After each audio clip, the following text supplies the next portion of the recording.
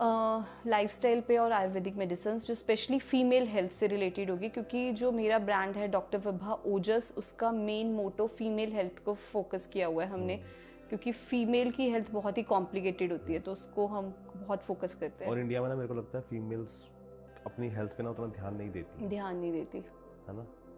इसके पीछे आपको क्या कारण लगते हैं? मतलब कि मैंने कई फीमेल्स देखे जिनकी पीठ दर्द, गोडे दर्द है ना, ये फीमेल्स में बहुत ज़्यादा है। क्यों? क्योंकि अपनी डाइट को प्रायोरिटाइज नहीं करती, और फीमेल को पता होना चाहिए कि फीमेल की body as compare to male बहुत कॉम्प्लिकेटेड है, इतने सारे चेंजेस उसकी बॉडी में अलग अलग स्टेजेस में आते हैं, तो उसको तो और ज़्यादा अपनी डाइट और एक्सरसाइज का ध्यान रखना चाहिए, जो कि वो नहीं रखती। फैमिली में बहुत ज़्यादा इन्वॉल्व हो जाती हैं। जो हाउसवाइफ्स हैं वो बहुत ही ज़्यादा इन्वॉल्व हो जाती हैं बच्चों में, हस्बैंड में, कि किसी को भी इंडिपेंडेंट नहीं होने देते, तो लास्ट में फिर वो अपनी हेल्थ को टोटल इग्नोर कर लेते हैं। जबकि मुझे लगता है कि हर फीमेल को अपनी हेल्थ पे सबसे ज़्यादा प्रायोरिटी देनी चाहिए, क्योंकि आपके ऊपर रिस्पॉन्सिबिलिटी है पूरी फैमिली की। तो अगर आप ठीक हो गए, आप हेल्दी हो गए, तभी आप बाकी की हेल्थ का ध्यान रख पाओगे। और कहते हैं ना, हम सामने वाले को वही दे सकते हैं जो हमारे पास होगा। तो आपके पास हेल्थ, पीस, शांति होगी, तभी आप बाकी फैमिली वालों को दे पाओगे।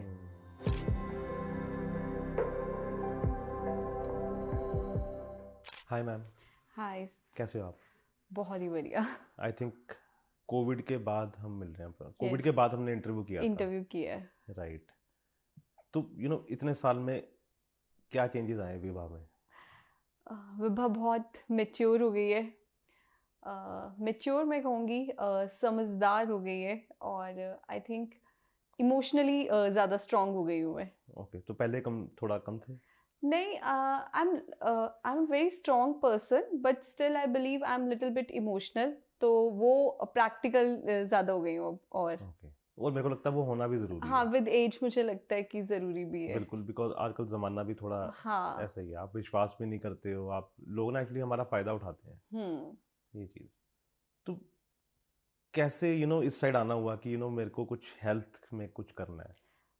मेरे को शुरू से ही था कि फर्स्ट मेरा ड्रीम था कि मुझे आयुर्वेदिक डॉक्टर ही बनना है। आयुर्वेदिक डॉक्टर नहीं, आई मीन टू से मेरा एक ड्रीम था कि मुझे लोग डॉक्टर विभा बाबा के नाम से मेरा नाम ले, मेरे नाम के आगे डॉक्टर हो।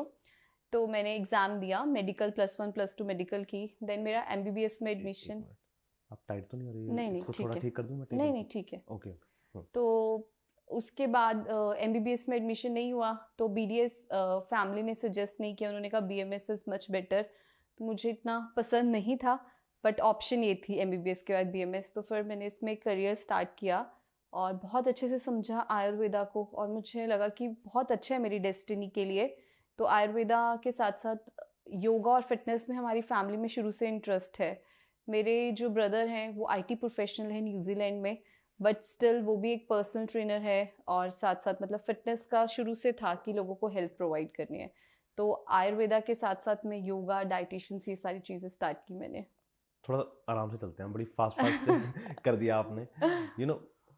बचपन में कैसा था?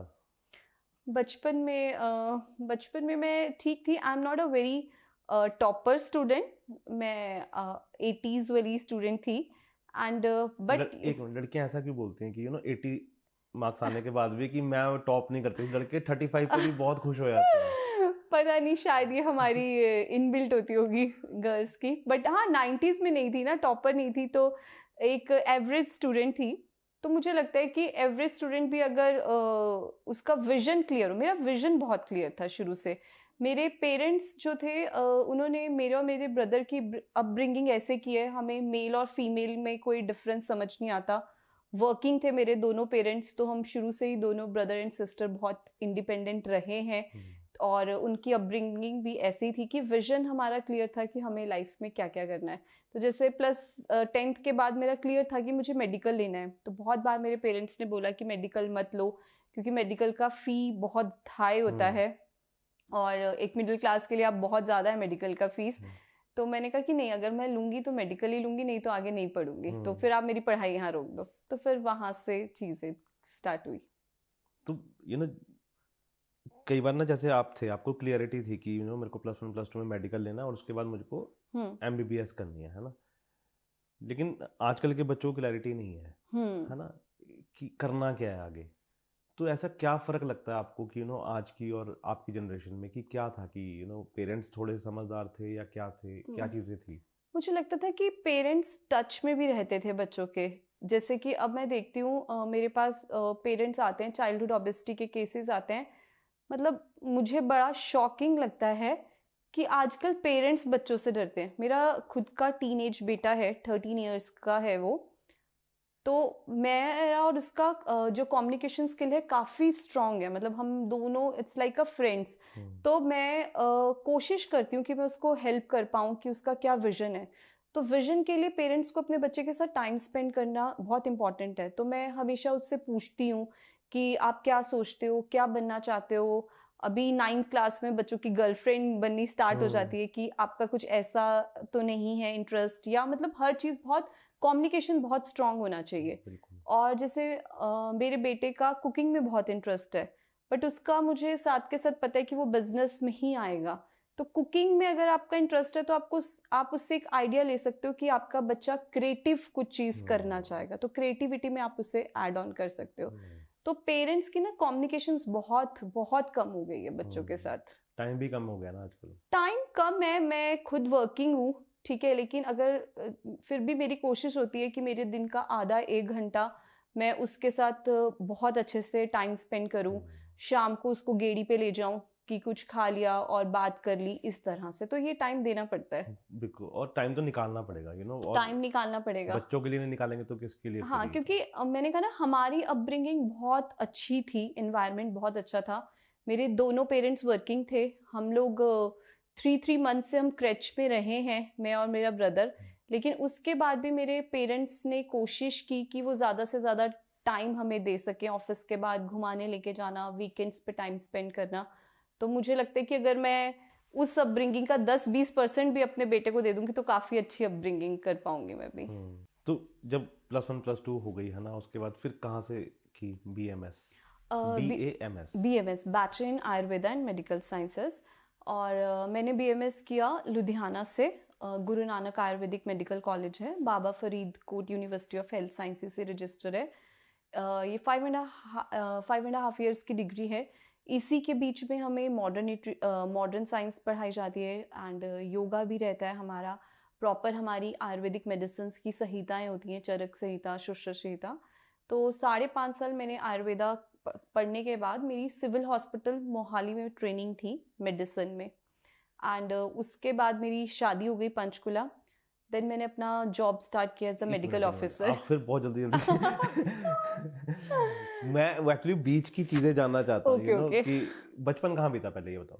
बचपन टिल 8th क्लास हम लोग थे, क्या कहते, अंबाला में। और 8th के बाद मेरी मम्मा BSNL में वर्किंग है, तो वो शिफ्ट हो गए चंडीगढ़ में। तो हम लोग फिर 8th क्लास के बाद मैं चंडीगढ़ में रही हूँ टिल +2 एंड +2 के बाद हॉस्टल लुधियाना। ओके, तो basically you are from Ambala? Yes. Okay, born and brought up in Ambala. Okay, city या कैंट? कैंट। कैंट में। ओके, तो उसके बाद फिर चंडीगढ़। तो चंडीगढ़ में कैसा था? बिकॉज अंबाला से चंडीगढ़ में आना थोड़ा सा शॉकिंग रहा होगा टीनेज में। हाँ, थोड़ा तो अलग था पेरेंट्स के लिए भी। यहाँ पे आके थोड़ी बहुत तो दिक्कत हुई थी। यहाँ पे मतलब जैसे ड्रेसिंग सेंस में बहुत फ़र्क था, लाइफस्टाइल में बहुत फ़र्क था। यहाँ के बच्चे डेफिनेटली अंबाला वाले बच्चों से तो काफ़ी आगे थे। तो ये सब चीज़ें मैनेज की धीरे धीरे। यहाँ कौन सा स्कूल था? यहाँ मैंने गवर्नमेंट स्कूल में लिया था 8th में। जैसे हम आए तो सबने कहा कि गवर्नमेंट अच्छा होता है। अंबाला में मैं थी मेजर आनंद कपूर DAV में। एंड यहाँ पे मैंने 43 मॉडल में फर्स्ट एडमिशन ली 10th तक। एंड +1 +2 गवर्नमेंट स्कूल सेक्टर 21 से। हाँ, 21 वो बहुत अच्छा स्कूल है। हाँ। तो फिर लुधियाना कैसा रहा, घर से बाहर जाना? हॉस्टल मेरे लिए मेरी जितना भी चेंज आया ना मेरी लाइफ में, वो हॉस्टल में ही आया है। क्योंकि मैं बहुत ओवर पैम्पर्ड चाइल्ड थी अपने पेरेंट्स का, ठीक है, बहुत ही सॉफ्टली रखा हुआ घर में बच्चा। तो हॉस्टल मुझे जाना पसंद नहीं था। वहाँ जाके बहुत सारे चेंजेस हुए। मतलब मुझे लगा कि मतलब हर बच्चे को हॉस्टल ज़रूर जाना चाहिए अगर उसे लाइफ के एक्सपीरियंसेस सीखने हैं या लाइफ में काम करना है या कुछ भी अचीव करना है। तो 4-5 साल घर से दूर हॉस्टल में रहना चाहिए। तो वो हॉस्टल की लाइफ थोड़ी टफ थी। मतलब पहले 6 महीने तो मैं एडजस्ट ही नहीं कर पाई, मतलब मैं इतना रोती रहती थी कि मेरा माइग्रेन बहुत बढ़ गया। मेरे को MRI करवानी पड़ी, CT स्कैन हुए मेरे, बट बाद में धीरे धीरे मेरे बहुत अच्छे फ्रेंड्स बने, और वो इतने अच्छे फ्रेंड्स बने कि अभी तक मेरे फ्रेंड्स हैं, मैं उन्हीं के साथ गुम गई थी। Okay, nice. तो ऐसा क्यों, मतलब कि ना कि इतना टाइम लग गया एडजस्ट करने में, कि ज़्यादा ही घर की याद आती थी या क्या था? घर की याद ज़्यादा आती थी, और मतलब हमें जैसे सिखाया जाता था कि आपका जो मेरी रूममेट मुझे अच्छी नहीं मिली। ओके। तो मेरी जो रूममेट थी, मुझे लगा कि ये अब हॉस्टल रहना है तो 5 साल यही मेरी बेस्ट फ्रेंड है, यही सब कुछ है, तो मैं उसके साथ काफ़ी क्लोज्ड होगी, वो नहीं हो पाई, तो उसकी वजह से मुझे थोड़ा सा इमोशनल धक्का सा लगा। बट उसके बाद मुझे लगा कि हाँ, अब आपको मेस में अपने खाने के लिए, अपने राइट्स के लिए बोलना आना चाहिए, तो वो बोलना मैंने वहाँ से सीखा। अपने लिए स्टैंड लेना। हाँ, अपने लिए स्टैंड लेना हॉस्टल सिखाता है। नाइस। तो फिर उसके बाद आगे मोहाली? उसके बाद नहीं, मोहाली, चंडीगढ़ वापस आ गए। पेरेंट्स तो चंडीगढ़ थे, मैं हॉस्टल में थी, एंड फिर ट्रेनिंग मेरी मोहाली लगी, सिविल हॉस्पिटल मोहाली में। वहाँ मुझे मेडिसिन के डॉक्टर मिले थे, काफ़ी अच्छे थे। तो वो टाइम कैसा था? बहुत ही अच्छा, मज़ेदार ट्रेनिंग, मतलब अच्छी चीज़ें मिली। मुझे लगता है लाइफ में मुझे काफ़ी चीज़ें बहुत अच्छी मिली हैं और कंफर्टेबली मिली हैं। तो मेरा 2 डिपार्टमेंट्स में मुझे बहुत अच्छी ट्रेनिंग मिली, ENT में और मेडिसिन में, और बहुत स्ट्रॉन्ग ट्रेनिंग है मेरी। मुझे गायनेकोलॉजी डिपार्टमेंट अच्छा नहीं मिल पाया, बट मेडिसिन का डिपार्टमेंट मेरा बहुत स्ट्रॉन्ग था। और अगर आप जैसे कोई भी BMS कर रहा है, तो मैं उसको कहूँगी कि आप प्रैक्टिस अगर आप सिविल हॉस्पिटल में करें तो बहुत ही बेटर है, क्योंकि आपके पास इतना क्लाइंट है ना, तो आपको एक्सपोजर का अच्छा से टाइम मिलता है। और मेरे को ऐसा लगता है कि गवर्नमेंट हॉस्पिटल्स में हर तरह का पेशेंट आता है। हर तरह का पेशेंट है ना, आपके लिए एक्सपोजर बहुत है, बहुत ज़्यादा। तो वहाँ पे आप ENT भी देखते थे? हाँ, ENT डिपार्टमेंट भी मैंने देखा, एंड मेडिसिन भी। ओके, तो अभी भी करते हो आप ENT या नहीं, अभी वो ट्रेनिंग पार्ट था, क्योंकि हमारी जो ट्रेनिंग होती है, हमें 3 मंथ्स हर डिपार्टमेंट में कवर करने होते हैं, उसी के बाद हमारी डिग्री जो है हमें अवेलेबल होती है। You are specialize in medicine? Okay, nice. तो फिर ट्रेनिंग जब होती है ना, तो माइंड में चल रहा होता है कि यार मैं नौकरी करूँ या अपने क्लिनिक खोलूँ। उस समय क्या चल रहा था? और पेशेंट्स को देख के कभी लगता था कि यार मैं कहाँ आ गई हूँ, क्या कर लिया है? नहीं, क्योंकि मुझे डॉक्टर बनना ही था, ठीक है, और मैंने बोला मेरा, आई डोंट नो, मेरा विजन बहुत ही क्लियर है। तो मुझे विजन क्लियर था कि मुझे डॉक्टर लगाना है अपने नेम के आगे, और सेकंड मुझे बिजनेस वूमेन बनना है। तो अल्टीमेटली मुझे जॉब करके भी अपने ही बिजनेस में आना है। तो फिर मेरी इंटर्नशिप के बाद, जैसे मेरी ट्रेनिंग चल रही थी, उसके बाद मेरी मैरिज हो गई। तो मैरिज हुई मेरी पंचकुला में। कब कंप्लीट हुई, मतलब कि इंटर्नशिप डिग्री कब कंप्लीट हुई? 2010 में। ओके, एंड फिर ट्रेनिंग कब कंप्लीट हुई? ट्रेनिंग उसके साथ ही कंप्लीट होने के बाद ही डिग्री मिलती है 2010 में, मतलब 2009 में ट्रेनिंग स्टार्ट कर दी थी मैंने। ओके, तो 10 में कंप्लीट हो गई, एंड 11-12 में शादी? 10 में ही शादी हो गई थी ड्यूरिंग ट्रेनिंग। इतनी जल्दी? हाँ जी। क्या लव मैरिज? हाँ, लव मैरिज। ओके, वो कहाँ मिले? वो हमारा तो बहुत छोटे होते का प्यार है, 8th 9th क्लास का। ओह, अम्बाला से हैं वो भी? नहीं, 8th के जो मेरे मम्मा BSNL में वर्किंग है, एंड मेरे फादर इन लॉ भी BSNL में वर्किंग है। तो जब पूरा ऑफिस शिफ्ट हुआ 8th में, जब हम चंडीगढ़ आए, तो मेरे हस्बैंड सेम क्लास में ही थे, तो वो लोग भी 8th में ही चंडीगढ़ शिफ्ट हुए थे 43 में, एंड एक ही ट्यूशन थी हमारी, तो वहाँ पे थोड़ी बहुत बातचीत शुरू हुई थी। फिर बातचीत बंद हो गई थी, क्योंकि पेरेंट्स को पता चल गया था, बहुत ठुकाई हुई थी मेरे पेरेंट्स से। और बस फिर वो चले गए, मेरे हस्बैंड होटल मैनेजमेंट में दिल्ली चले गए, और मैं चली गई लुधियाना अपना पढ़ने। तो फिर धीरे धीरे दोबारा अचानक फ़ोन पे बात शुरू हुई। इंटरेस्टिंग। तो कभी कभी सोचते नहीं हो कि यार ये इतने साल हो गए, अब तो हमें इतना ना कि एक बुक बाक लिख लेनी चाहिए इसके ऊपर कि how to be happy couple. हाँ, हैप्पी कपल तो मुझे लगता है हम 15 इयर्स मेरी मैरिज को हो चुके हैं, और उससे पहले 7-8 सालों से हम दोनों जानते हैं, बहुत अच्छे फ्रेंड्स हैं। बट हम तब भी लड़ते थे और हम आज भी लड़ते हैं, क्योंकि हम दोनों बहुत बहुत डिफरेंट पर्सनालिटी हैं। मेरे हस्बैंड जो है बहुत ही इंट्रोवर्ट, बहुत ही साइलेंट, घर का सिंपल खाना खाने वाले, बहुत शांत किस्म के इंसान हैं। और आप? मुझे घूमना फिरना बहुत पसंद है, शॉपिंग पे जाना, बाहर जाना, फोटोज खिंचवाना। तो वो अच्छी बात है ना, वो अपोजिट अट्रैक्ट हाँ, इसलिए बोलते हैं शायद। हाँ इसीलिए तो शायद। वो होटल मैनेजमेंट से है। हाँ जी, बट अभी वो भी रियल एस्टेट अपने फैमिली बिजनेस को देख रहे हैं। नाइस। तो अब थोड़ा सा वापस आते हैं। हम्म। तो कैसे पेशेंट्स आ रहे हैं आजकल आपके पास? मतलब कि ना बहुत ज़्यादा दिक्कत हो गई। मैं ये देख रहा हूँ कि लोगों में एक तो वेट, मतलब कि एक तो खाने की हमें कोई सेंस नहीं है आज की डेट में, है ना। हम कुछ भी खा रहे हैं, और आप रील्स देख लो आप, मतलब कि एक बार जो आप इंस्टाग्राम पे वो मक्खन ऐसे डाल रहे हैं, ओह माय गॉड, जैसे पता नहीं क्या, कि प्याज डालने या टमाटर डालने, वो ऐसे मक्खन डाल रहे हैं उसमें, है ना। तो क्या इस पे, क्या आपका टेक है इस पे?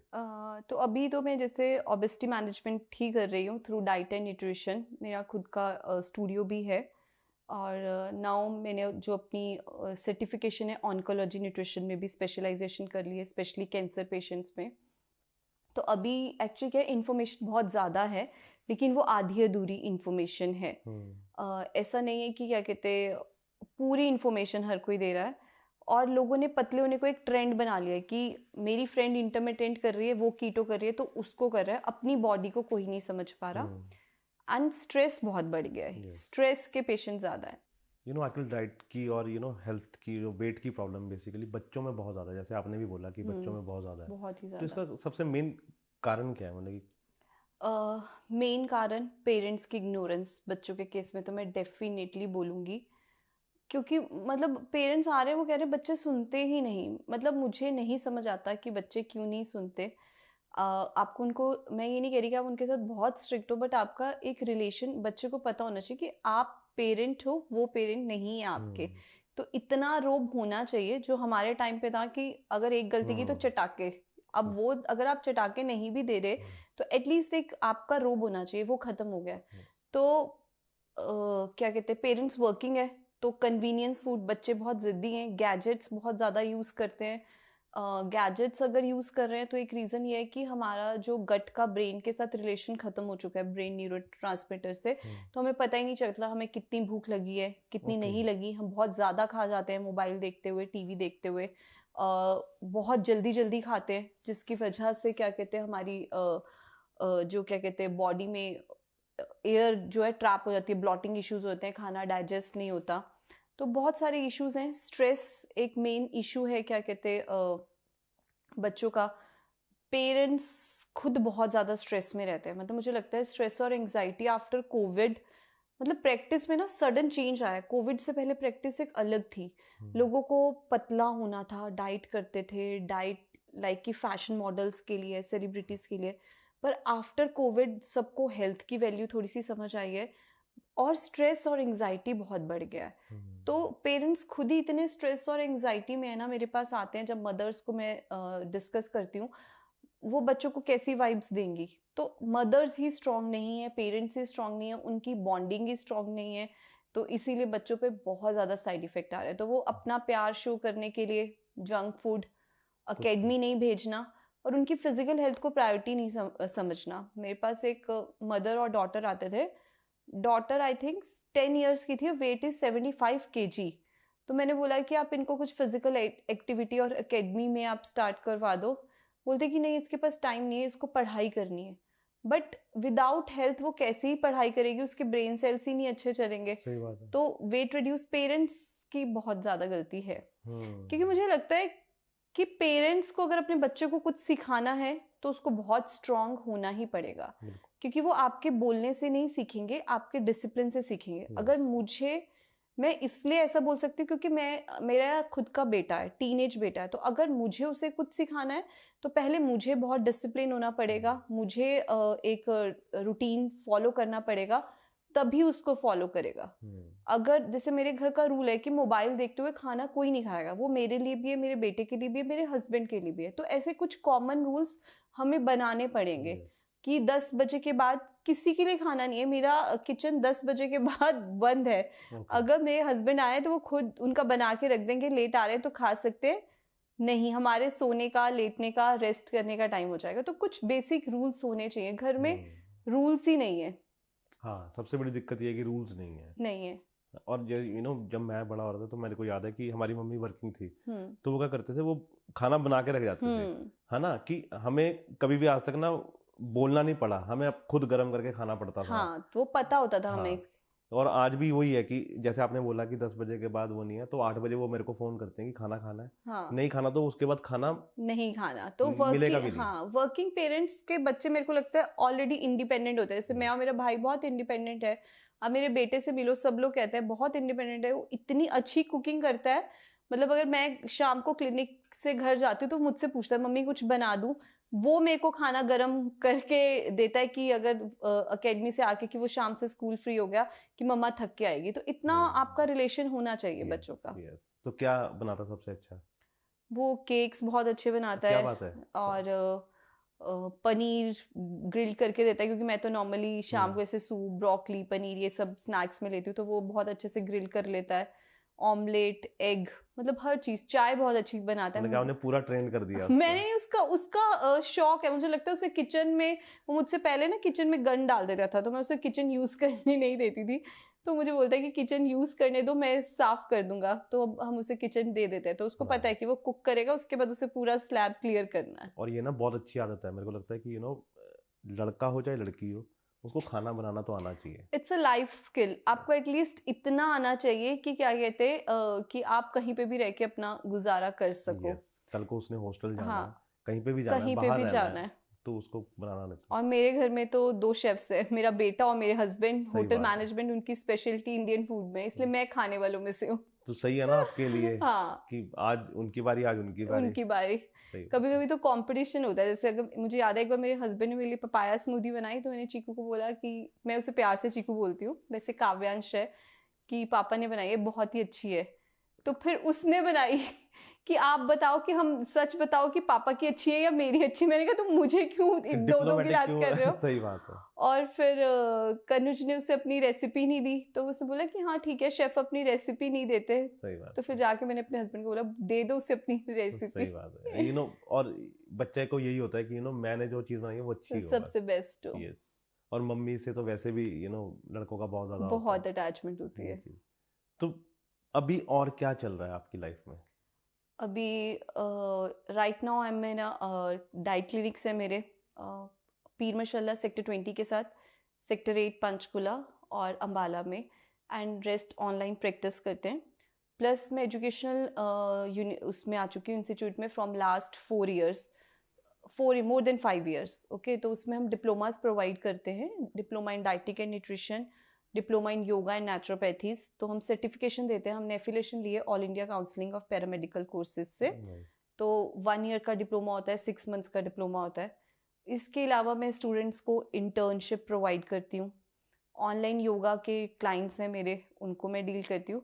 और फर्दर हम अभी चीज़ें चल रही हैं बहुत कुछ आगे, जैसे कि प्रोडक्ट मैन्युफैक्चरिंग में मैं आ रही हूँ, खुद के ब्रांड लेके आ रही हूँ।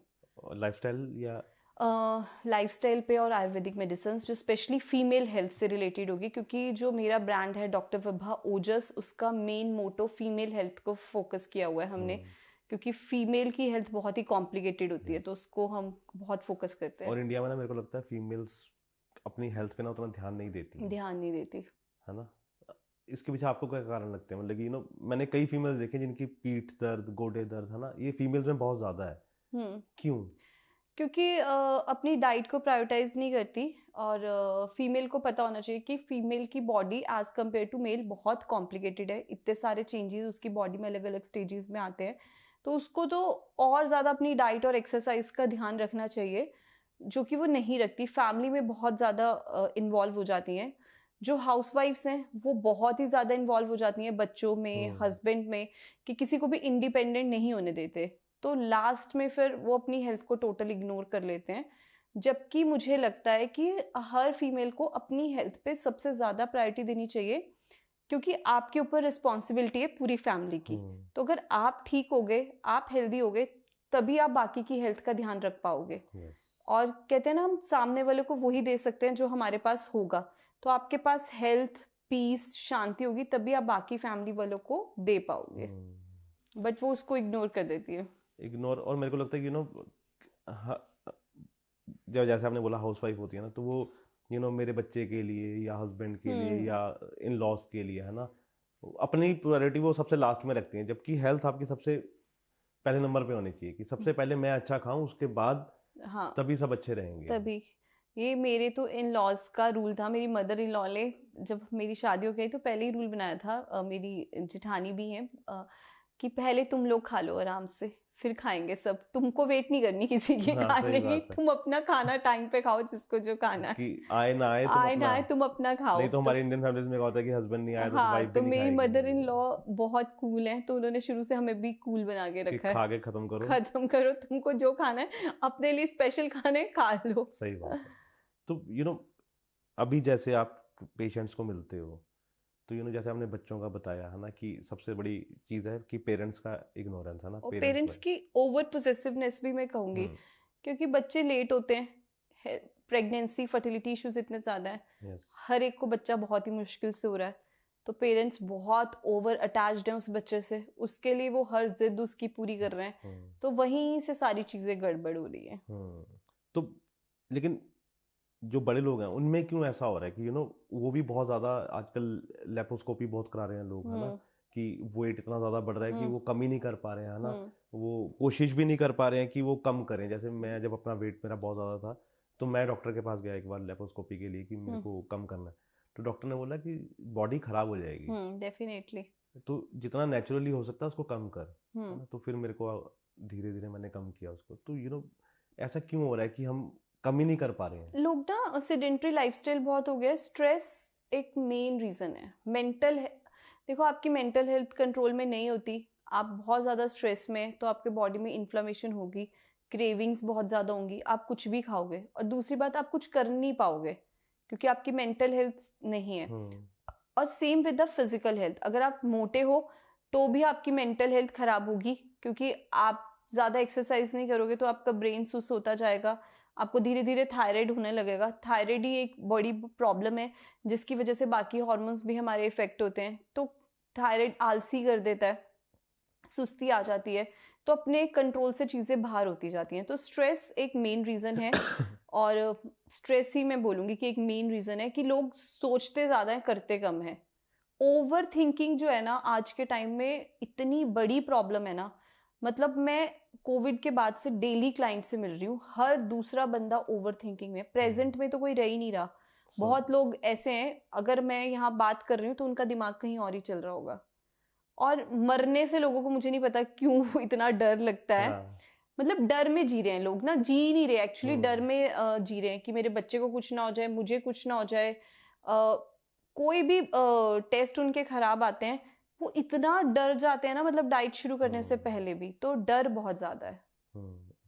तो जब आप बात करते हो पेशेंट से तो आपको लग जाता पता कि ये स्ट्रेस की प्रॉब्लम है? डेफिनेटली, ये तो मैं अपने स्टूडेंट्स को भी बताती हूँ, क्योंकि 13 इयर्स हो गए हैं और मैं खुद मेडिटेशन में रहती हूँ, मेडिटेशन की प्रैक्टिस करती हूँ लास्ट 8 इयर्स से, ब्रह्मा कुमारीज के साथ मैं जुड़ी हूँ, रेगुलर मेरा सेंटर जाना है, और मुझे खुद लोगों को ऑब्जर्व करने की भी आदत है। तो मेरे फादर बोलते थे you are a very good observer, तो मैं मतलब कोशिश करती हूँ कि वो चीज़ें पकड़ पाऊँ जो इंसान खुद नहीं बोल रहा।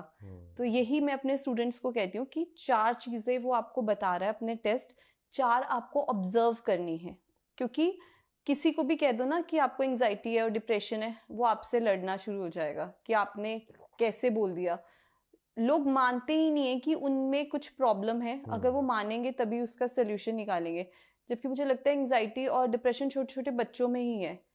एंजाइटी डिप्रेशन बेसिकली होता क्या है कि आपको किसी चीज़ का स्ट्रेस है, आप उसे हैंडल नहीं कर पा रहे। मतलब सपोज अगर आपकी काम वाली नहीं आई आज, आपको स्ट्रेस हुआ, हर एक को होता है, मैं ऑफिस के लेट होगी, यहाँ आने के लेट होगी, स्ट्रेस हुआ, लेकिन 1-2 घंटे में मैं उस बात को भूल गई। लेकिन इसी चीज़ को मैं कि काम वाली आई नहीं, मैं रात को सोते हुए तक सोच रही हूँ, और मैं प्लान कर रही हूँ रात को सोते हुए कि कल इसको मैंने मजा चखाना है, तो दैट इज एंजाइटी, कि आप एक बात को इतना लंबा लेके जा रहे हो, एंड उसके बाद भी आप उसको सुनाने के बाद भी और ज्यादा आपके दिमाग में वो बात चल रही है, दैट इज अ डिप्रेशन, कि आप एक छोटी सी चीज आपकी ब्रेन हैंडल नहीं कर पा रहा। तो बेसिकली आपकी स्ट्रेस हैंडल की कैपेसिटी कैसी है, उसको हम कहते हैं कि उस पर डिपेंड करती हैं चीजें। थोड़ा सा ऑफ द ट्रैक क्वेश्चन पूछ रहा हूँ, ये होता क्यों ऐसा? एक तो कुछ तो आपकी फैमिली हिस्ट्री में होते हैं, फैमिली हिस्ट्री जीन्स होंगे डेफिनेटली। अगर आपकी फैमिली में थायराइड है और आपको थायराइड हो रहा है और आप थायराइड की डोज नहीं ले रहे और इग्नोर कर रहे हो, तो उसकी वजह से धीरे धीरे आपके ब्रेन में स्ट्रेस लेवल बढ़ना शुरू हो जाएगा ऑटोमेटिकली। थायराइड से? हाँ जी, thyroid is the main hormone. Thyroid का सिम्टम क्या होता है, आपको सुस्ती आनी शुरू हो जाएगी जब हमारा थायराइड ग्लैंड नहीं रिलीज हो रहे थायराइड हार्मोन, हाइपोथायराइडिज्म में आपको बहुत ज़्यादा सुस्ती होगी, आपकी लेग पेन शुरू हो जाएगी, आपको नींद आनी शुरू हो जाएगी, आपकी भूख लगनी खत्म हो जाएगी। तो जब भूख लगनी खत्म हुई, न्यूट्रिशन की एब्जॉर्प्शन स्लो हो गई, तो फर्दर हमारे जो मेल और फीमेल दोनों में हमारे सेक्स हार्मोन्स होते हैं, इट्स लाइक स्टीरॉइड्स, जिसे हम बोलते हैं हमारी मसल, हमारी स्किन, हमारी हेयर, हमारा सोचना, वो सारे सेक्स हार्मोन्स पे डिपेंड करता है, स्टीरॉइड्स की तरह होते हैं। तो हमारी बॉडी हार्मोन्स का it's like a chemical messengers, उन्हीं का खेल है। अब अगर मेरी बॉडी में थायराइड ज़्यादा है, स्ट्रेस ज़्यादा है, तो सेक्स हार्मोन्स ऑटोमेटिकली ड्रॉप हो जाएंगे। एक ही बॉडी के शरीर में एक ही चीज़ रह सकती है, तो जब वो ड्रॉप होना शुरू हो जाएंगे तो आपका हेयर फॉल शुरू हो जाएगा, एंग्जाइटी शुरू हो जाएगी। तो ये यहाँ से सारी कॉम्प्लिकेशंस शुरू होती हैं। और इसके अलावा B12 की डिफिशियंसी होना। थर्ड, ओवर थिंकिंग, मतलब आपकी फैमिली में ओवर थिंकिंग की प्रॉब्लम है और आप किसी चीज़ के बारे में बहुत ज़्यादा सोच रहे हो। अब हम आजकल रील्स देखते हैं कि हमारे कॉर्टिसोल लेवल्स बहुत बढ़ रहे हैं बॉडी में। कॉर्टिसोल होता क्या है, जब भी हम बीमार होते हैं या चोट लगती है या हमें स्ट्रेस होता है, तो हमारी बॉडी कॉर्टिसोल को रिलीज करती है, उसको कंपैक्ट करने के लिए, ठीक करने के लिए। लेकिन जब हमें ओवर थिंकिंग, मैंने कहा ना, लोग सोच रहे हैं, मरने से डर रहे हैं कि ये कुछ हो जाएगा, ये कुछ हो जाएगा, तो मेरा दिमाग ओवर थिंक कर रहा है, तो बॉडी को लग रहा है कि कोई प्रॉब्लम है, वो कॉर्टिसोल रिलीज करी जा रही है। तो अल्टीमेटली क्या होगा, जब एक्चुअल में प्रॉब्लम होगी तो वो खत्म हो जाएगा। और जब कॉर्टिसोल्स के लेवल हाई होंगे, आपके सेक्स हार्मोन्स ड्रॉप होंगे, तो आपके बाकी सारी चीजें भी इफेक्ट होनी शुरू हो जाएंगी। आपका मूड आपके सेक्स हार्मोन्स पे डिपेंड करता है, हर चीज, आपकी स्किन, हेयर फॉल, मसल, नींद कैसी आ रही है, फिर ये भी एक रीजन होता है। तो हर चीज जो है वो दिमाग से रिलेटेड है और बहुत अच्छे से रिलेटेड है। जो हमारे दिमाग ना 2 पार्ट्स में डिवाइडेड होता है, सिंपैथिक नर्वस सिस्टम, एक पैरासिम्पैथिक नर्वस सिस्टम होता है, जहाँ पे हमारी होती है वेगस नर्व कॉम्प्लेक्स। ब्रेन को वेगस नर्व जो होती है हमारी हार्ट और किसके साथ जोड़ती हैं, स्टमक के साथ। तो अगर आपका हार्ट और स्टमक ठीक नहीं है, आप गंदा खाना खा रहे हैं, तो आपके ब्रेन में प्रॉब्लम हो जाएगी। और अगर आप गलत सोच रहे हैं तो भी आपकी वेगस नर्व में प्रॉब्लम हो जाएगी, तब आपका स्टमक अच्छे से फंक्शन नहीं करेगा, आपकी गट खराब होगी। सेकंड, हमारी डाइजेशन खराब होना, गट को हम सेकंड ब्रेन बोलते हैं। तो अगर आपको कॉन्स्टिपेशन है या बार बार आपको मोशंस जा रहे हैं, तो भी आपको डिप्रेशन और एंजाइटी होने के चांसेस बहुत ज़्यादा हैं। मैंने देखा है, मैंने इस पर बहुत रिसर्च किया, स्टडी किया। पहले जब मैं नई प्रैक्टिस में आई थी, एक्सपीरियंस कम था, मैं देखती थी कि कॉन्स्टिपेशन की वजह से लोगों को डिप्रेशन हो जाता है। मैं भी अभी आपसे हाँ, तो मैं बड़ी शॉक्ड होती थी। पर धीरे धीरे चीजें समझ आई कि गट के हार्मोन्स का ब्रेन न्यूरोट्रांसमीटर के साथ क्या क्या कनेक्शन होता है। गट इज द सेकंड ब्रेन। अगर आपका पेट अच्छे से क्लियर नहीं है, खाना डाइजेस्ट नहीं हो रहा, आपके हैप्पी हार्मोन्स जैसे हम बोलते हैं, सेरोटोनिन एक हमारा बहुत अच्छा हैप्पी हार्मोन है, वो गट में बनता है ब्रेन के साथ साथ। तो इसीलिए खाना सोच समझ के खाना चाहिए, ब्रेन हेल्थ के लिए भी खाना चाहिए, फिजिकल हेल्थ के लिए भी, एंड इवन आपकी इमोशनल हेल्थ भी आपके खाने पे डिपेंड करती है। आपने खाने की बात की, तो मैंने ब्रह्म कुमारी सिस्टर शिवानी, उनकी एक बात सुनी थी कि कि अगर आपको खाना खाने के बाद गुस्सा आ रहा है, तो पता करो कि आज खाने जिसने बनाया उसका मूड क्या था, है ना। अगर आप खाना खाने के बाद खुश हो, तो भी पता करो कि जिसका खाना बनाया जिसने, उसका मूड क्या था।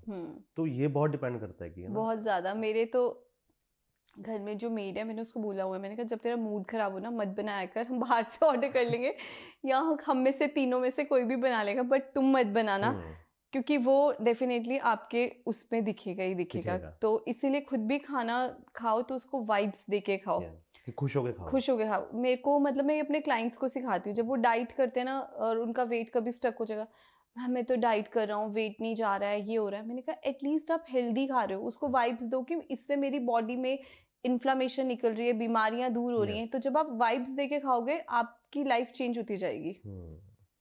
तो जैसे आज मैं वेट कम किया है ना, मैंने 6-7 साल लगाए अपने वेट को कम होने में, है ना। मतलब कि बहुत धीरे धीरे, बिकॉज मैं खाता बहुत ज़्यादा था, मतलब कि समोसे खाने बैठा हूँ तो समोसे खा रहा हूँ, पराठे खाने बैठो तो पराठे, तो धीरे धीरे धीरे कम किया। तो क्या ये प्रोसेस ठीक है या जिम जाना चाहिए? जिम डेफिनेटली जाना चाहिए। डाइट और एक्सरसाइज, देखो डाइट का 80% रूल है, 20% आपका जिम का रोल है। जिम क्यों जाते हैं हम? अपने मसल्स को, ये बॉडी है मशीनरी, इसको प्रोटेक्ट करने के लिए। टॉर्चर नहीं करना कि बहुत जाके स्टेमिना हमारा 5 किलो के वेट उठाने के, हम वही वीडियो रील बनाने के लिए उठा रहे हैं 10 किलो 25 किलो की, आज तो मैंने शोशा दिखाना है। शोशे के लिए नहीं है ये बॉडी, भगवान ने दी, इसे कभी भी टॉर्चर मत करो। जिम जाना बहुत ज़रूरी है सबसे पहले मसल को प्रोटेक्ट करने के लिए। तो जब भी हम बोलते हैं एजिंग ग्रेसफुली, मतलब प्रोटेक्ट योर मसल, जितना आप मसल प्रोटेक्ट करोगे आपकी एज बहुत स्लो होगी, ठीक है? तो आप मतलब अपनी एज से ज़्यादा यंग दिखोगे, आपकी बॉडी बहुत अच्छे से हेल्थ करेगी, आपकी बॉडी में पेन्स कम होंगी। तो इसीलिए प्रोटीन को यूज़ करने के लिए जिम जाना बहुत ज़रूरी है। बट जिम के साथ साथ आप योगा भी ऐड करें, मेडिटेशन भी ऐड करें, लेकिन different kind of workout, at least 35-40 minutes का वर्कआउट वीक में 4 to 5 days बहुत ज़रूरी है। उसका कोई लेना देना नहीं आपके मोटे होने से, उसका कोई लेना देना नहीं आपके पतले होने से, उसका लेना है आपके मसल से, आपके हेल्थ से, आपके मूड से, आपकी मेंटल हेल्थ के लिए बहुत इंपॉर्टेंट है। एंड आपको क्रॉनिक डिसऑर्डर्स लेट होंगे। अगर आपको फैटी लीवर ग्रेड 1 ग्रेड 2 है और आप जिम जा रहे हो, तब आपके सिम्टम्स इतने जल्दी नहीं आएंगे। लेकिन अगर आप जिम नहीं जा रहे, आलसी हो, वॉक नहीं कर रहे, सिम्टम्स ज़्यादा इफेक्ट करेंगे। बहुत एक्यूट स्टेज से क्रॉनिक स्टेज पे आप बहुत जल्दी जाओगे। यस, अभी पिछले हफ्ते ना हमने यही क्रिकेट वो आजकल हुआ नहीं, जिसपे वो नेट लगा के खेलते हैं छत पे, है ना? तो यहाँ पे किसी ने स्टार्ट किया था, तो हमने दोस्तों ने जाना शुरू कर दिया वहाँ पे। तो पहले 2-4 दिन ना हमें बहुत दर्द हुई, बिकॉज हम चाहे ठीक है अभी शरीर हमारे वेट कम हो गए हैं, लेकिन हम वो क्या बोलते हैं उसे, फ्लेक्सिबल नहीं है ना? तो दर्दें होनी शुरू हो गई। लेकिन हमने ये नोटिस किया 1 हफ्ता खेलने के बाद कि हम खेल के जब निकलते थे ना, तो हमारा मूड अच्छा होता था, क्योंकि हमारी बॉडी, क्योंकि आपके हैप्पी हार्मोन्स रिलीज होते हैं, स्ट्रेस बिल्कुल कम हो जाता है। कॉर्टिसोल मैंने बोला जो ओवर थिंकिंग की वजह से बॉडी रिलीज कर रही है, और कॉर्टिसोल जब हम रात को सिर्फ फोन की स्क्रोलिंग कर रहे हैं, उसकी वजह से भी क्या कहते हैं कॉर्टिसोल बढ़ रहा है। तो वो सब खत्म हो जाता है जब हम एक्सरसाइज करते हैं, जैसे डोपामिन भी बोलते हैं। हाँ, तो हमारी नींद अच्छी आती है हमें। तो मोबाइल कितनी देर पहले बंद कर देना चाहिए? सोने से 1 घंटा पहले, नहीं तो मिनिमम आधा घंटा पहले। और सोते हुए मोबाइल का वाईफाई बिल्कुल बंद होना चाहिए, अपने से थोड़ा दूर रखना चाहिए, सिर की तरफ नहीं रखना चाहिए। ऐसा क्यों? मोबाइल्स की जो रेज होती है ना, आपके ब्रेन हेल्थ के लिए इतनी अच्छी नहीं होती स्क्रॉलिंग करके। अब ये ट्रेंड बन चुका है कि हम मोबाइल घर में रखते हैं अपने फ़ोन के साथ, क्योंकि सभी ने अलार्म लगाए होते हैं फ़ोन के ऊपर। बट जो पहले वाला सिस्टम था, क्लॉक सिस्टम, वो ज़्यादा अच्छा था कि आप उस पर अलार्म लगाओ और फ़ोन को दूर रखो। अगर दूर नहीं रख सकते, एटलीस्ट वाईफाई बंद करो। डॉक्टर्स तो ये भी बोलते हैं कि आपको घर का ही जो वाईफाई है मेन, रात को सोते हुए बंद कर देना चाहिए, कि इतनी सारी रेडिएशंस आपके घर में सर्कुलेट नहीं होनी चाहिए रात में। और कई लोग तो आजकल पिलो के नीचे रख के सोते हैं मोबाइल, बहुत गलत है। और रात को भी उनको जैसी नींद खुली मोबाइल उठाया, मोबाइल देख लिया, तो ये गलत है। और जितनी देर देखो वो मोबाइल की ब्लू लाइट आपकी आईज पे पड़ती रहेगी, आपको नींद आएगी ही नहीं, क्योंकि आपकी बॉडी में जो मेलाटोनिन हार्मोन है वो बन ही नहीं रहा, वो अंधेरे में बनता है। तो आपको अंधेरे में आधा घंटा लेटना है, फिर आपकी बॉडी मेलाटोनिन हार्मोन बनाएगी, तो आपको नींद आना शुरू होगी। तो ये सारी चीज़ें करनी है। जो लोग कहते हैं ना हमें नींद नहीं आती इसलिए हम फ़ोन स्क्रॉल करते हैं, तो हम उन्हें बोलते हैं कि आप फ़ोन साइड पे रख दो, चाहे नींद आ रही है या नहीं आ रही, लेकिन आपने फ़ोन नहीं उठाना। आपको बहुत अनकंफर्टेबल होगा, लेकिन आप चाहे उल्टी काउंटिंग करो, कोई भगवान का नाम लो, लेकिन ज़बरदस्ती, तो वो 1 हफ्ते बाद आपका सिस्टम सेट हो जाएगा। और आपने अभी एक केमिकल का नाम लिया, मेलाटोनिन।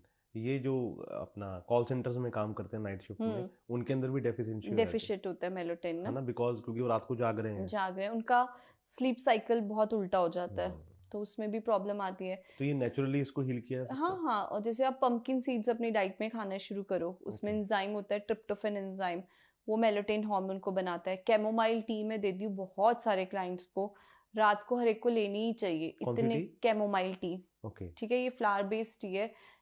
एक्चुअल में ये एंजाइटी और स्ट्रेस को हैंडल करती है, मतलब ठीक कर देती है।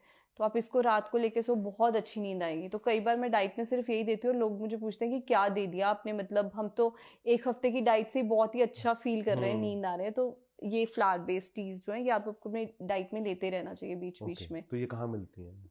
इजीली अवेलेबल है मार्केट में, ओके, ऑनलाइन अवेलेबल है, अलग अलग। तो किसी भी फ्लेवर में आती है? कैमोमाइल का फ्लेवर मतलब थोड़ा सा स्ट्रॉन्ग होता है, तो किसी किसी को ये ड्राई कर देती है बॉडी को, तो उनको हम बोलते हैं कि थोड़ी लाइट बना लो। आप एक सेशे से 2 कप बना लीजिए, या अगर आप खुले फ्लावर्स यूज करें तो थोड़े से डाल लीजिए, 1 या 2 फ्लावर्स डाल लीजिए। तो लाइक ग्रीन टी पीना है? हाँ, ग्रीन टी। ओके, मतलब कि वो पानी में उबाल के बस। ग्रीन टी अब मैं तो नहीं दे रही 8-10 साल से प्रैक्टिस में, बिल्कुल भी। मैं ग्रीन टी की जगह ये कैफीन फ्री टीज ही यूज कर रही हूँ क्लाइंट्स के लिए, जैसे कि peppermint T, blue butterfly T, chamomile tea.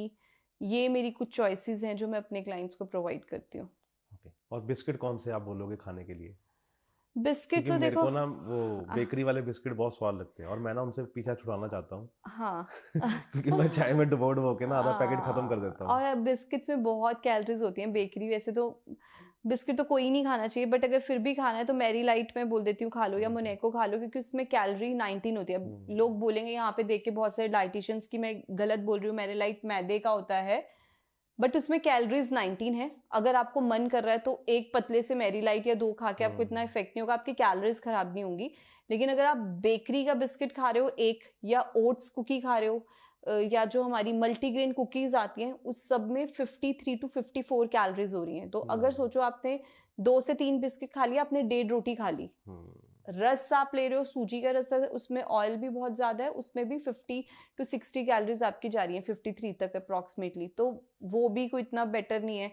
तो ये चाहे मैदे का है बट स्टिल बेटर ऑप्शन है, क्योंकि कैलोरी वाइज ऑप्शन है। अगर बिल्कुल छोड़ सकते हो तो वो तो सबसे बेस्ट है। नहीं, मैं खुद की आदत बता देता हूँ। पहले मेरी यही आदत थी कि 3-4 रोटी खाई, उसके बाद चाय पीते हम सुबह, है ना, फिर मैंने बिस्किट का डब्बा लेके बैठ जाना है, और चाय में डुबो के आपको पता कितने स्वाद लगते हैं। तो 5-6 बिस्किट मैंने वैसे खाए ना, तो पता ही नहीं लगता था कि 3 रोटी पहले खाई है, 2 रोटियां बिस्किट में चली गई। तो वो मेरे को लगता था कि यार कि इसको हटाना चाहिए। और प्लस बेकरी आपके हार्मोन्स के लिए अच्छी नहीं होती। तो बेकरी एक ऐसा बेकरी, और जो बहुत ही सॉल्ट वाले फ्राइड और सॉल्ट जिन खाने में ज़्यादा होता है, वो भी एंजाइटी और डिप्रेशन का एक रीज़न बनता है, आपकी ओवर थिंकिंग इंक्रीज करता है। तो आपको सोडियम लेवल मेंटेन करने चाहिए। अगर आपको स्ट्रेस है, एंजाइटी है, आपको लग रहा है कि आप ओवर थिंकिंग कर रहे हो, तो आप क्या कहते हैं कम नमक खाएं रात को, और डाइट में हेल्दी फैट्स ऐड करें। लोग फैट नहीं खाते, घी खाना बहुत ज़रूरी है, एवोकाडो खाना बहुत ज़रूरी है। तो मतलब ये सब, कल मेरा बेटा मुझे बोला था, मम्मी मुझे लगता है you are the true lover of desi ghee. मतलब मैं रोटी लेके मैंने कहा घी और दे दे। तो इस तरह से, क्योंकि ये खाने की चीज़ें हैं, इनसे नहीं डरना चाहिए। बिल्कुल बिल्कुल। जैसे आपने देसी घी की बात की, तो अभी मैं शिमला में था पिछले 1 महीने में, तो वहाँ पे ना जिनका हमने लिया लीज पे, उनके पास गायें हैं, तो वो हमें दूध देते थे रोज। तो वहाँ पे जो कुक है वो ना रोज मलाई उतार के साइड में रख लेता था, तो उसने घी बना रखा था इतना सा। वो वाला घी मैंने खाया वहाँ पे, और यहाँ पे हम जो बाजार का खाते हैं उसमें बहुत फर्क था। बहुत। मेरा तो रूल है, मैं बाजार का घी खा ही नहीं सकती। अभी मेरे ने ना मैंने कहा चलो मुझे घर का ही घी अच्छा लगता है। तो मेरे मम्मी पापा क्या करते हैं, मतलब अकेले रहते हैं, तो उनके घर जितना दूध आता है तो वो पहले तो मक्खन बना के देते थे। अब जैसे मम्मा एज हो रही है, थक जाते हैं, तो वो मलाई इकट्ठी करके रखते हैं मेरे लिए। तो वहां से आती है, और मेरे घर के दूध से जो मलाई निकलती है, तो घर का ही घी बनता है हर 10-15 दिन बाद। मैं वो ही खा सकती हूँ। वो मैं बहुत ज़्यादा खाती हूँ, उसकी एडिक्शन होती है, मुझे उसको कम करना पड़ता है। और जो बाहर का मैंने एक A2 गाय का घी मंगवाया था, that cost 2400 rupees per kg, but उसमें भी वो टेस्ट नहीं है जो आपके घर से घी निकला है। और घर में भी अगर आप घी निकालना चाहो, सबसे बेस्ट तरीका होता है कर्ड बिलोना घी। तो आप देखोगे जो महंगे घी हैं अमेजोन या उस पे लिखा होता है कि ये कर्ड बिलोना घी है, कर्ड से निकाल के जो मक्खन निकलता है उससे घी, वो तो सबसे ज्यादा बेस्ट है आपकी एजिंग को स्लो करने के लिए।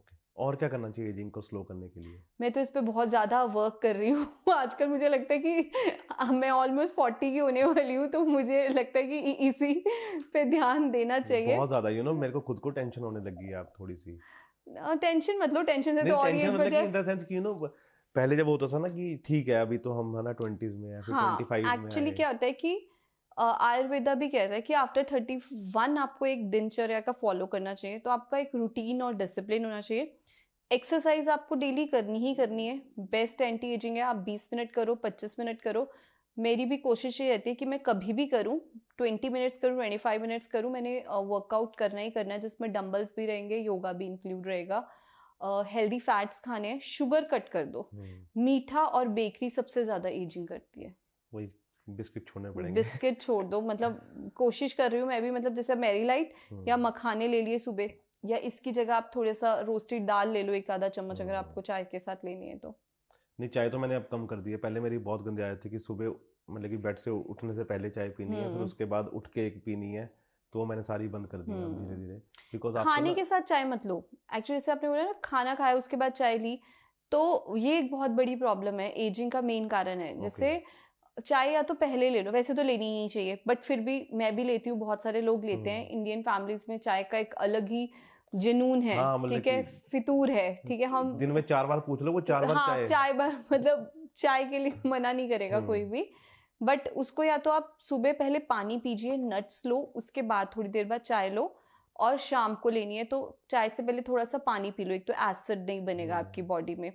खाने के साथ नहीं लेना चाहिए, क्योंकि चाय में ना टेनेनाइन्स होते हैं जो आपके स्पेशली आयरन को और इसके अलावा बाकी खाने की डाइजेशन को एब्जॉर्प्शन नहीं होने देते। तो नाश्ते में आपने खाया, दाल चीला खाया, किनोवा खाया, बहुत ही हेल्दी नाश्ता किया, उसके ऊपर चाय पी ली, तो उसकी एब्जॉर्प्शन ही नहीं होगी, तो वो फिर आपकी बॉडी पे कुछ लगा ही नहीं। अब आप सोच रहे हो मैं तो इतना अच्छा खाना खा रहा हूँ तब भी मेरी बॉडी पे, एज पे, शक्ल पे दिख क्यों नहीं रहा, क्योंकि वो चाय उसको वेस्ट मटेरियल में डालती है। तो बहुत सारे लोगों की सबसे बड़ी ये आदत हमें चेंज कराना मुश्किल होता है कि चाय दे देंगे, खाने के साथ मत लो, पर वो लोग बोलते हैं हम सूखा परांठा नहीं खा सकते, तो हम बोलते हैं या तो दूध वाली ऑप्शंस ले लो, या फिर हम उनको स्टार्टिंग में बोलते हैं कि एटलीस्ट 3 दिन दूध वाली ऑप्शन ले लो, या फिर क्या कहते हैं, कोई स्मूदी पे आप आ जाओ, या उपमा वगैरह जिसके साथ आपको जरूरत ना हो, और 2-3 दिन ले लो चाय, धीरे धीरे कम कर दो। मतलब मील्स के साथ चाय नहीं होनी चाहिए, खाने के बाद नहीं। आधा पौना घंटा, घंटे का डिफरेंस होना ही चाहिए। और ब्लैक कॉफी? ब्लैक कॉफी ले सकते हो, 4 बजे तक ले लो 1 कप, और या फिर वर्कआउट से पहले लो या सुबह ले लो। बहुत ज़्यादा भी नहीं लेनी चाहिए ब्लैक कॉफ़ी, क्योंकि उससे भी आपकी नींद डिस्टर्ब होगी, आपका ब्रेन बहुत अलर्ट हो जाएगा, कैफीन कंटेंट ज़्यादा जाएगा बॉडी में, हॉर्मोन्स डेफिनेटली आपके खराब होंगे ही होंगे। तो इसीलिए कॉफ़ी अगर लेनी है तो 2 कप, इससे ज़्यादा नहीं। अच्छा, ब्लैक कॉफ़ी भी ठीक है। मतलब कि आपको सुन के मेरे को लग रहा है कि मेरे को कॉफी भी बंद करनी पड़ेगी। 1 या 2 कप ले लो। ओवर थिंकिंग स्ट्रेस का मेन कारण कॉफी, क्योंकि जब जितना हम कैफीन डालेंगे, रात को मेरी बॉडी का सोने का टाइम हो रहा है 5 बजे के बाद, मैं उसको कैफीन दे रही हूँ, तो कैफीन 4-5-6 घंटे तो मेरे दिमाग को अलर्ट रखेगा ना। तो जबकि वो दिमाग के थोड़े शांत होने का टाइम है, तो हम कितना खेल रहे हैं अपनी बॉडी के साथ, वो गलत है। मेरे को आज भी याद है, मैंने एक बार बहुत पहले रात को, आई थिंक सीसीडी के वो शॉर्ट्स जो आते हैं वो बरिस्ता के, हाँ, वो रात को 9-10 बजे पीऊंगा, मैं अगले दिन सुबह 5 बजे तक सो नहीं पाया था उसके बाद। नहीं सो सकते। मतलब कि मैंने कहा ये मैंने कॉफी पी है सिर्फ, लेकिन वो मेरे को बहुत अलर्ट कर देते हैं, बहुत अलर्ट कर देती है वो। तो ये जो मल्टीविटामिन्स हैं आज की डेट में ना, डॉक्टर्स भी बहुत ज़्यादा प्रेफर कर रहे हैं मल्टीविटामिन्स, और लोग तो खुद ही आजकल मल्टीविटामिन्स है ना, क्या ये ठीक है बॉडी के लिए? देखो, हर चीज़ के साइड इफेक्ट्स और बेनिफिट्स तो डेफिनेटली होते हैं। तो सबसे पहले लोग क्या करते हैं कि एक मल्टीविटामिन डॉक्टर से लिखवा लिया और उसको सारी उम्र ले रहे हैं, तो दिस इज रॉन्ग। आपको देखना है कि किसकी रिक्वायरमेंट है, डॉक्टर से पूछ के लीजिए। हम मल्टीविटामिन क्यों लेते हैं? जब बॉडी में डेफिशिएंसी हो गई, B12 बहुत कम हो गया, वेजिटेरियन में B12 वैसे ही बहुत कम रहता है, आपका D3 कम हो गया है, तब आप मल्टीविटामिन लेना स्टार्ट कर रहे हैं एक सपोर्ट सिस्टम के लिए। बॉडी नहीं बना रही, आपने 15-20 दिन लिए। ओमेगा 3 एसेंशियल फैटी एसिड्स ही हमें आर्टिफिशियल लेना पड़ेगा, बॉडी के लिए बहुत ज़्यादा रिक्वायर्ड है, बट कितना टाइम, 2 महीने 3 महीने इतना सफिशिएंट है। बट इससे ज़्यादा लोगे तो फिर वो साइड इफेक्ट आएंगे और उसका यूज़ भी नहीं होगा। तो सप्लीमेंट आप ले सकते हो डॉक्टर से पूछ के, ये बॉडी का सपोर्ट सिस्टम है, और विद एज हमारे सेल्स ना डिप्राइव हो रहे हैं, तो उनको सपोर्ट करने के लिए। अब कोलेजन हम क्यों लेना पड़ रहा है हमें? बॉडी का सिस्टम होता है, वो प्रोटीन से खुद ही कोलेजन बनाती है, लेकिन जैसे जैसे हमारी एज हो जाती है उसको टाइम लगता है प्रोटीन को कोलेजन में कन्वर्ट करने के लिए, इसलिए स्किन में इलास्टिसिटी लूज होने लग जाती है, इसीलिए हम डायरेक्ट कोलेजन ले रहे हैं। लेकिन कितना लेना है? बहुत ज़्यादा लोगे तो आपका वेट गेन भी होगा और उसके साइड इफेक्ट भी होंगे। तो आपको एक्चुअल में रिक्वायरमेंट है कि नहीं है, देख के डॉक्टर से डिस्कस करके, अपने ब्लड टेस्ट करवा के, फिर आपको अपने मल्टीविटामिन्स देखने चाहिए कि लेने हैं कि नहीं लेने। आयुर्वेदिक में कुछ ऐसा आता है मल्टीविटामिन जैसा? हाँ, आयुर्वेदिक में भी बहुत सारे मल्टीविटामिन आते हैं। आयुर्वेदा में हम हर्ब्स को यूज़ करते हैं, जैसे अश्वगंधा मसल बनाती है, स्ट्रेस को दूर करती है, बीपी को कंट्रोल करती है। शतावरी जिसे फीमेल हर्ब करते हैं मेनोपॉज के टाइम, उसको हम काफ़ी देते हैं। ब्रह्मी को देते हैं। और ये सारी कुछ चीज़ें हैं जो हम आयुर्वेदा में यूज़ करते हैं हर्ब्स को। नीम की हर्ब मैं काफ़ी रिकमेंड करती हूँ। फैटी लीवर को भी ठीक करती है, बॉडी से इन्फ्लामेशन भी निकालती है। तो ये सारी हर्ब्स लेनी चाहिए सपोर्ट सिस्टम में आपके। नाइस। और ये जो ग्लो के लिए जो आपके चेहरे पे है उसका टेंशन फ्री रहो और पानी अच्छे से पियो और बस वाइब्स अच्छी देके खाओ। कितना पानी, मतलब कि ना हर कोई बोलता है कि पानी पीना चाहिए। पानी पीना चाहिए। Weight divided by 30 it's a minimum requirement. जितना आपका वेट है उसको आप 30 से डिवाइड कर लीजिए, आपकी डेली वाटर इनटेक आ जाएगा। अब अगर आप हाई प्रोटीन डाइट पे हो, हाई फाइबर डाइट पे हो, या फर्दर वेट लॉस और करना चाहते हो तो आप इसमें आधा लीटर एक्स्ट्रा ऐड कर सकते हो या 1 लीटर तक, बट मिनिमम उतना लो। अब जब हमारे पास लोग आते हैं, लोग मिनिमम उतना ही नहीं लेते तो बॉडी में से टॉक्सिन्स निकलते ही नहीं है, तो उतना वही घूमते रहते हैं और वहीं से इन्फ्लामेशन होती रहती है और फिर वो आपके स्किन पे दिखती ही दिखती है। राइट। तो पानी पीना बहुत ज़रूरी है। ओके। और कुछ इसके अलावा पानी के साथ? फ्रूट सैलेड्स को टाइम दो अपनी डाइट में। लोग फ्रूट्स और सैलेड नहीं खाते, तो आपका 11-12 बजे आपको पता होना चाहिए कि मेरा फ्रूट जा रहा है, लंच से पहले मुझे सैलेड लेना ही लेना है। और कैफीन फ्री जैसी टीज़ होती हैं, जैसे मैंने बोला ब्लू बटरफ्लाई आपके माइंड को बहुत फ्रेश रखती है, एंटी एजिंग है। प्री ब्राइडल्स में हम रिकमेंड करते हैं, तो वो आप ले सकते हो। 1 या 2 कप दिन में उसके चाय के पी लिए, नॉर्मल चाय से, उससे हर्बल टी से। तो ये आपकी स्किन पे डेफिनेटली रिजल्ट दिखाएगा। ओके। और वो जो आइस का रख के लोग आजकल, हाँ, वो इन्फ्लामेशन निकालने के लिए। देखो जो ऊपर से हम कर रहे हैं वो टेम्परेरी है। मुझसे लोग पूछते हैं कि क्या इंपॉर्टेंट है ग्लो के लिए, आप फेस पे क्या अप्लाई करते हो। बेसिक अप्लाई करने के लिए आप एक सीरम यूज कर सकते हो अपनी स्किन के लिए, अपने स्किन के टाइप से। एंड आपका सनस्क्रीन हमेशा यूज होना चाहिए, एक अच्छा SPF 50 वाला सनस्क्रीन बहुत जरूरी है। इसके अलावा मैं कहती हूँ कि आप जो प्लेट से उठा रहे हो वो आपको पता होना चाहिए कि आपने क्या खा रहे हो, बहुत इंपॉर्टेंट है। तो फैट्स बहुत होने चाहिए, जैसे एवोकाडो, वॉलनट, ये सारी चीज़ें आपकी डाइट में होनी चाहिए। सीड्स, क्योंकि ये ना सुपर फूड्स हैं जिनको कम क्वांटिटी में खाओगे कैलोरी बहुत कम मिलेगी, लेकिन आपकी न्यूट्रिशन चीज़ें बहुत। और अपने आप को चेक करते रहो कि आपको कोई प्रॉब्लम तो नहीं आ रही, आप ओवर थिंकिंग तो नहीं कर रहे, आप सोच तो नहीं रही। अपने बच्चों से पूछो, मैं अपने बेटे से हमेशा पूछती हूँ कि अभी हम बात करें तो आप प्रेजेंट मोमेंट में हो, कुछ सोच रहे हो, कभी आप ज़्यादा सोचते हो, तो हम उस चीज़ का सोल्यूशन निकाल पाए। जैसे कि मुझे डेंगू हुआ था 5-6 महीने बाद पहले, तो उसके बाद मेरी हालत बड़ी खस्ता हो गई थी। मतलब मेरे को ऐसे लगता था, गाड़ी चलाते हुए भी मेरे को लग रहा था कि मैं कहाँ जा रही हूँ, भूलना शुरू हो गई। तो that is a brain fog, कि आपकी बॉडी में बहुत वीकनेस आ गई है, तो अब अलर्टनेस की ज़रूरत है। तो उस टाइम उस हिसाब से मैंने डाइट लेना स्टार्ट किया, जैसे वॉलनट मिल्क, अखरोट का दूध पीना शुरू किया, शंखपुष्पी लेनी स्टार्ट की जो आपके ब्रेन को अलर्ट करे। आलमंड ऑयल मैंने दूध में डाल के लेना शुरू किया। तो ऐसी ऐसी चीज़ें ना। Okay, nice. और घर में जैसे आप हो ना, एक इंसान ऐसा हो तो आधा परिवार तो वैसे ही ठीक रहता है। आधा परिवार घर वालों की कम सुनते हैं। मेरा बेटा शाम को इतना उसको जंक और कोल्ड ड्रिंक का शौक है, मतलब मैं बहुत कंट्रोल रखती हूँ। 10 दिन में फिर भी वो आ जाए, मम्मी आज कुछ खा लूँ, छुट्टियाँ चल रही हैं। मैंने कहा तुझे बिल्कुल शर्म नहीं आती ना? कहता मैं आपने ही तो बोला है, मैंने उसे बोला है हमेशा कि लाइफ में हर चीज ट्राई करनी चाहिए, पूछना चाहिए, ज्यादा से ज्यादा ना ही हो जाएगी। तो कहता आपने तो कहा ट्राई करना चाहिए। मैं ट्राई कर लेता हूँ, ज्यादा से ज्यादा मना ही कर दोगे। सही बात। और मेरे को ऐसा लगता है कि ठीक है, हर चीज ट्राई करनी चाहिए। कई बार क्या होता है ना, आज की डेट में क्या हो गया कि बच्चे आपस में मिलते हैं, तो मैंने तो ये खाया आज, मैंने तो ये खाया, है ना। तो हम चाहे कंट्रोल कर लें, लेकिन सोसाइटी भी वैसी हाँ, सोसाइटी भी वैसी होनी चाहिए। और फिर क्रेज नहीं होना चाहिए बच्चे को। और पोर्शन कंट्रोल, आप बच्चे हैं उनसे उनका बचपना नहीं छीन सकते, लेकिन आप उन्हें लिमिट में दीजिए। अब लिमिट में ना, लोग हम कहते हैं हम घर का खाना खा रहे हैं। प्रॉब्लम क्या है, घर की किचन में मैक्रोनी बन रही है, घर की किचन में बर्गर बन रहे हैं, घर की किचन में मेयोनीज चल रही है। वो घर का खाना कहाँ से हो गया? जब आप घर पे हो तब आप हेल्दी खाना खाओ। ये मेरे ब्रदर का, जब हम घर पे होते हैं हम बहुत हेल्दी खाना खाते हैं, और जब हम बाहर होते हैं हम फूड को, टेस्ट को अच्छे से एंजॉय करते हैं पोर्शन के साथ। हम बाहर जाके शोषा नहीं कर रहे कि हम डाइट कर रहे हैं या ये चीज़ें मीठा कंट्रोल करते हैं, लेकिन एटलीस्ट अगर हम 5 दिन घर पे खा रहे हैं तो वो बहुत ही हेल्दी होगा। मैंने देखा आजकल लोग घर में भी क्रीम डाल रहे हैं हर चीज हाँ, में। हर चीज में, मतलब किस लिए?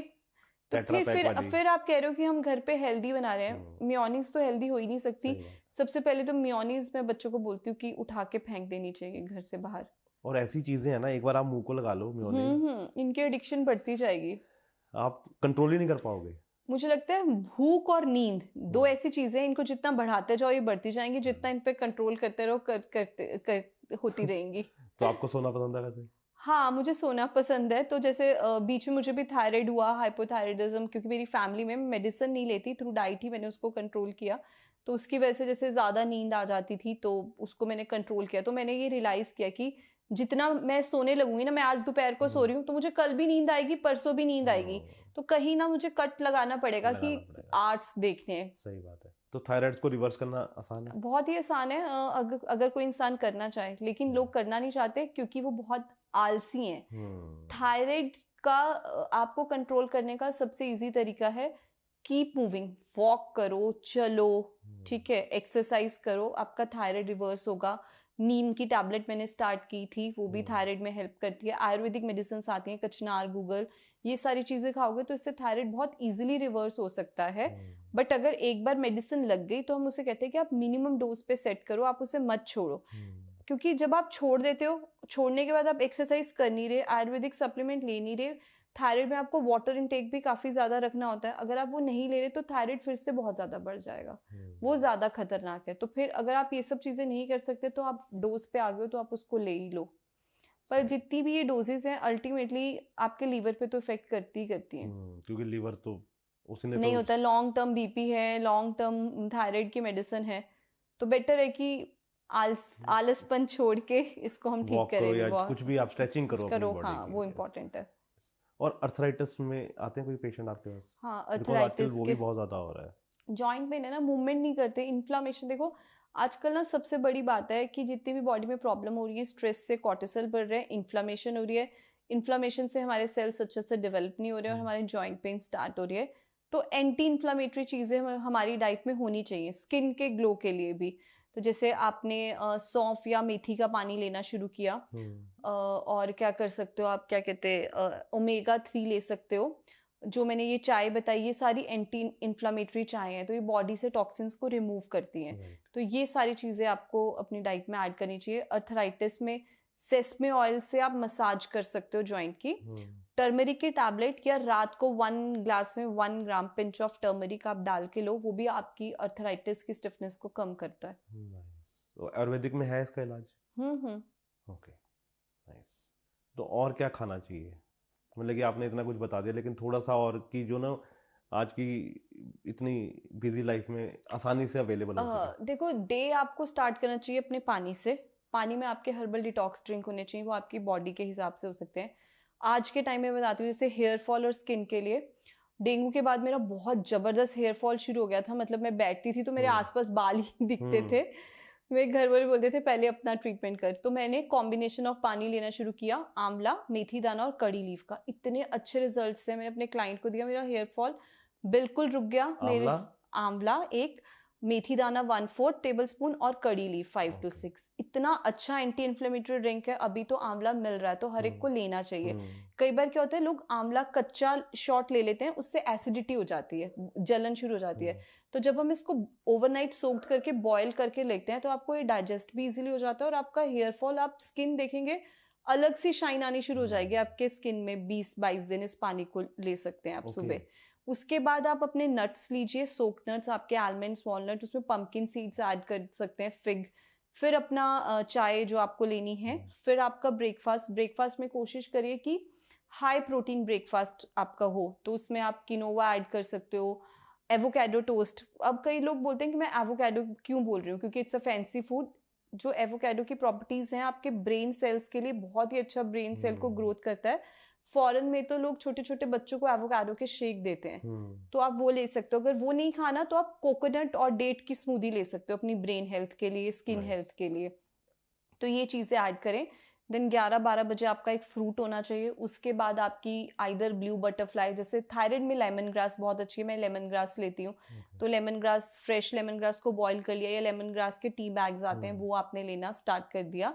देन सैलेड, और बहुत इंपॉर्टेंट चीज़, लंच और डिनर के बाद आप आइदर हरी सौंफ या हरी इलायची को च्यू करो मुंह में डाल के 5 to 7 मिनट्स, एंड वॉक करें 300 स्टेप्स अपना जितना आप कर रहे हैं, तो उससे आपको काफ़ी ब्लॉटिंग और आपकी गट इंप्रूव हो जाएंगी।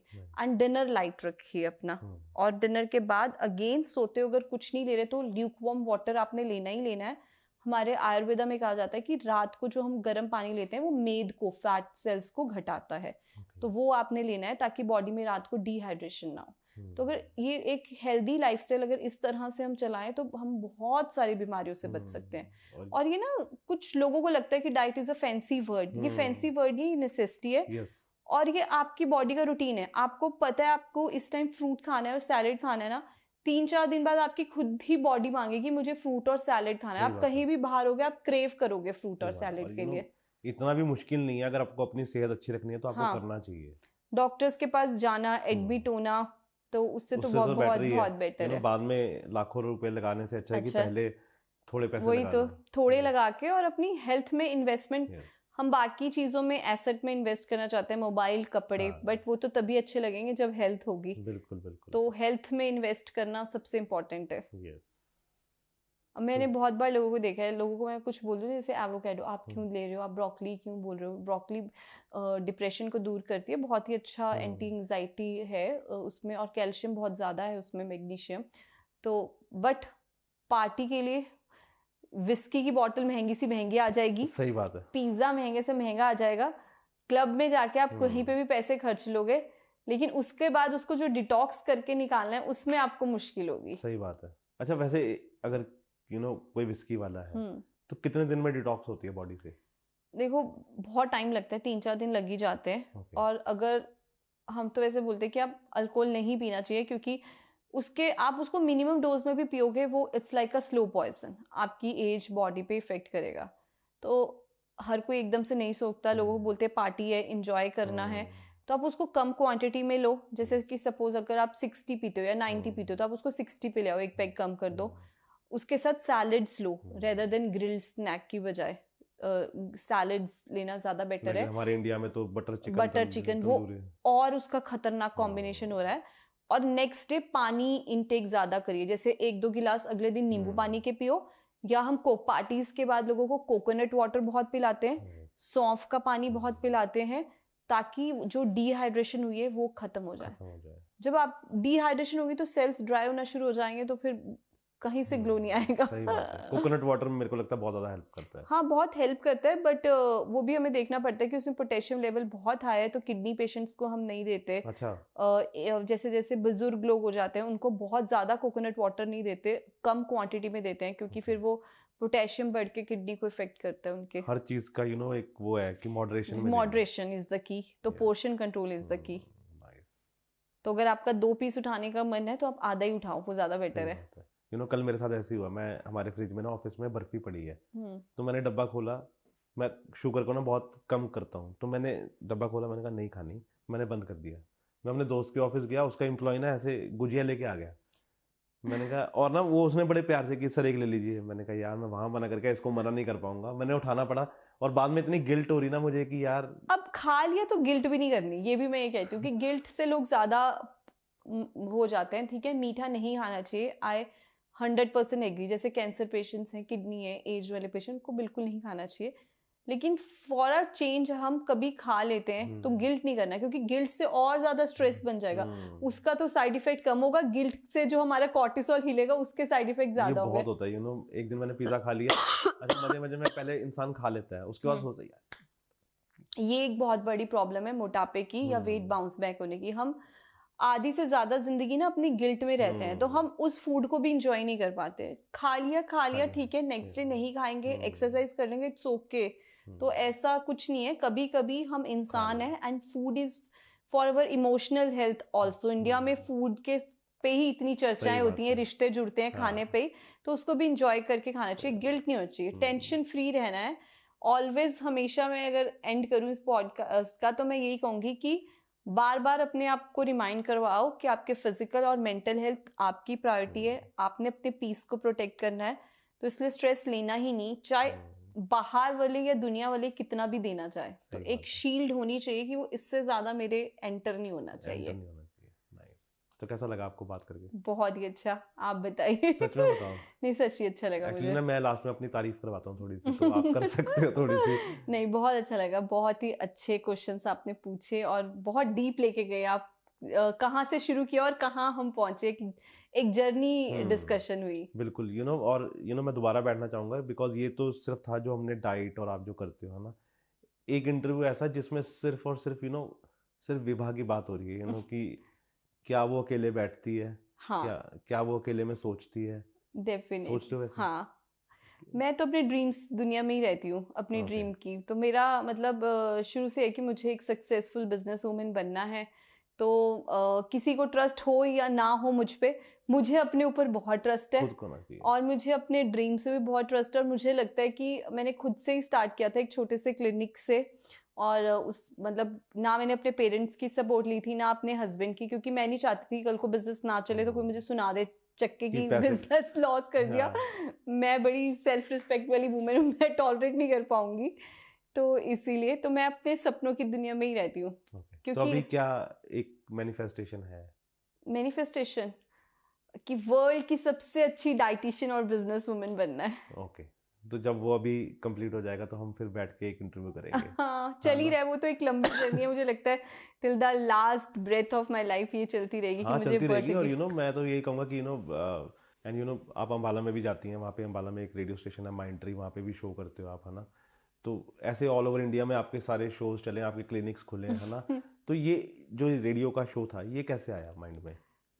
अचानक से। मेरा ये है कि कोई भी अपॉर्चुनिटी मिलती है मैं उसे कभी ना नहीं करती, मैं ट्राई करती हूँ हर एक को। मैं हर एक को बोलती हूँ कि जो भी अपॉर्चुनिटी मिले उसे ट्राई करो, ग्रैब करो, आपके लिए सूट कर रही है तो करो, नहीं कर रही तो बाद में मन करो, एटलीस्ट ये ना लगे कि ट्राई नहीं किया। तो ऐसे ही मुझे माइंड ट्री से कॉल आया कि हम एक सीरीज शुरू करना चाहते हैं। उनकी एक सीरीज थी द होप जीने की राह। उससे पहले वहाँ पे ये सीरीज एक पीडियाट्रिक डॉक्टर थे वो कर रहे थे, एंड ये इतनी अच्छी सीरीज थी ना, उसके बाद उन्होंने 2-3 स्पीकर लिए लेकिन सीरीज चली नहीं।